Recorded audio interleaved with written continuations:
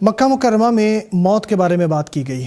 آج کے خطبے میں فضیلت الشیخ پروفیسر ڈاکٹر عبداللہ بن عواد الجوہنی حفظہ اللہ نے موت کے بارے میں لوگوں کو خبردار کیا اور یاد دلائی کہ یہ دنیا اللہ تبارک و تعالی نے جو بنائی ہے یہ فنا ہونے والی ہے، یہ گزرتی چلی جا رہی ہے اور اس کا بہت تھوڑا سا حصہ ہی باقی بچا ہے۔ جتنا بھی بچا ہے وہ بہرحال بہت کم ہے۔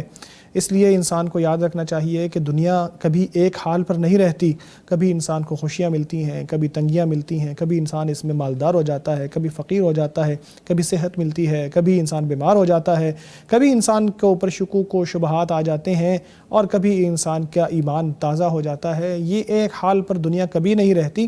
اللہ نے ان ساری چیزوں کا آزمائش کا ذریعہ بنایا ہے۔ قرآن کریم میں ارشاد ہے وَلَنَبْلُوَنَّكُمْ بِالشَّرِّ وَالْخَيْرِ فِتْنَةً، ہم خیر اور شر کے ذریعے آپ کو آزمائیں گے، اور صبر کرنے والوں کے لیے بہت بڑی بشارت اللہ تبارک و تعالی نے دی ہے۔ لیکن اس دنیا کے آخر میں انسان کو موت کا سامنا کرنا پڑے گا، جو کہ ایک حقیقت ہے اور جس نے سب کے اوپر آنا ہے۔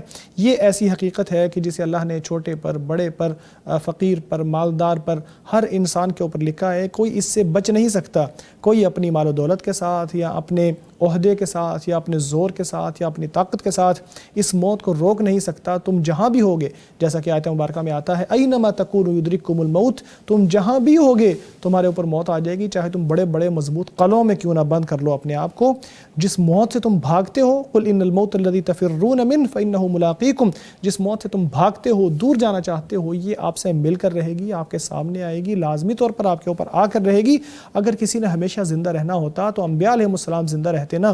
اگر کسی نے زندہ ہمیشہ رہنا ہوتا تو سارے انبیاء کے سردار نبی مکرم محمد صلی اللہ علیہ وسلم زندہ رہتے نا۔ اگر وہ بھی گزر گئے اس دنیا سے تو پھر اس دنیا پر باقی رہنے والا کوئی نہیں ہے۔ سمجھدار شخص کو یہ سوچنا چاہیے اور یاد رکھنا چاہیے اور بار بار اس چیز کو اپنے دماغ میں بار بار اس کو گزارنا چاہیے اور یاد رکھنا چاہیے کہ موت نے آنا ہے۔ اور جب موت نے آنا ہے تو یہ سوچیں ذرا کہ موت کے وقت آپ کی حالت کیا ہوگی، آپ کی روح کیسے قبض ہوگی، کون آپ کا استقبال کرے گا، چاہے وہ موت کے فرشتے ہوں گے یا رحمت کے فرشتے ہوں گے یا عذاب کے فرشتے ہوں گے۔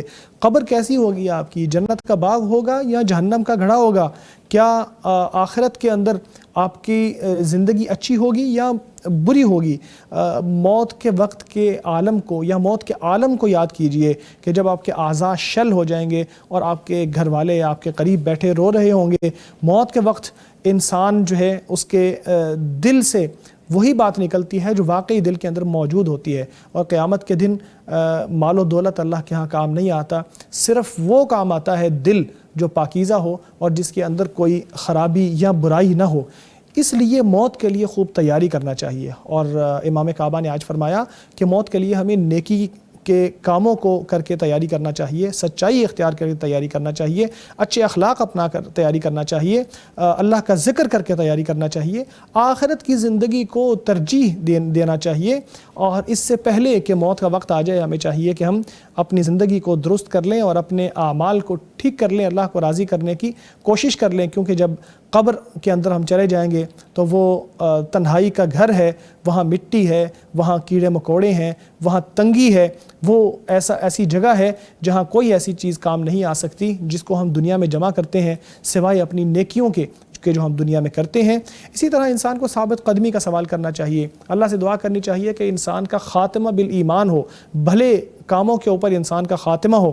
اس لیے دعا کرنی چاہیے کہ انسان کا خاتمہ بہتر ہو، اور یاد رکھنا چاہیے کہ اچھا خاتمہ اسی کو نصیب ہوتا ہے جس کا دل صاف ہوتا ہے، کیونکہ موت کے وقت تو کوئی کیفیت اپنے اوپر طاری نہیں کی جا سکتی نا۔ اگر انسان واقعی نیک ہے تو وہ موت کے وقت بھی نیک رہے گا، لیکن اگر وہ نیک نہیں ہے تو وہ موت کے وقت وہ جو مصنوعی نیکی اپنے سامنے لے کے آتا ہے، اپنے اوپر طاری کرتا ہے، موت کے وقت وہ ظاہر نہیں ہو سکتی۔ لہٰذا بندہ اسی حال پر مرتا ہے جو اس کا حقیقی حال ہوتا ہے، وہ تصنع موت کے وقت نہیں کر سکتا۔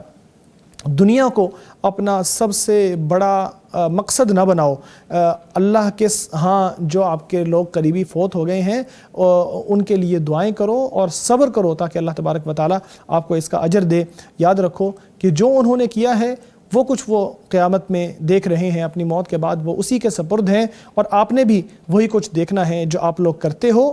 یاد رکھو کہ آپ کو توبہ کرنا چاہیے، اللہ تبارک و تعالیٰ کی طرف پلٹنا چاہیے۔ صحت ہے تو تندرستی کو غنیمت جان کر بیماری سے پہلے اس کا فائدہ اٹھانا چاہیے، نیکیاں کر لینی چاہیے۔ نوجوانی ہے تو بڑھاپے سے پہلے اسے غنیمت جاننا چاہیے، زندگی ہے تو موت سے پہلے اسے غنیمت جاننا چاہیے، اور اپنے تعلق کو اللہ تبارک و تعالیٰ سے جوڑ کر رکھنا چاہیے، صدقات و خیرات کثرت سے کرنے چاہیے، اور رزق کو حاصل کرنے کے حلال ذرائع اختیار کرنا چاہیے، اور یاد رکھنا چاہیے کہ اوقات کو غنیمت جاننا چاہیے، اور سمجھدار شخص وہی ہے جو اپنے نفس کو لگام دے دے اور آخرت کے لیے تیاری کر لے، جبکہ بے وقوف وہ ہے جو اللہ تبارک و تعالیٰ پر امیدیں بھی باندھے رکھے اور گناہوں میں پڑا بھی رہے۔ ناظرین، یہ تھا مکہ مکرمہ کا خطبہ۔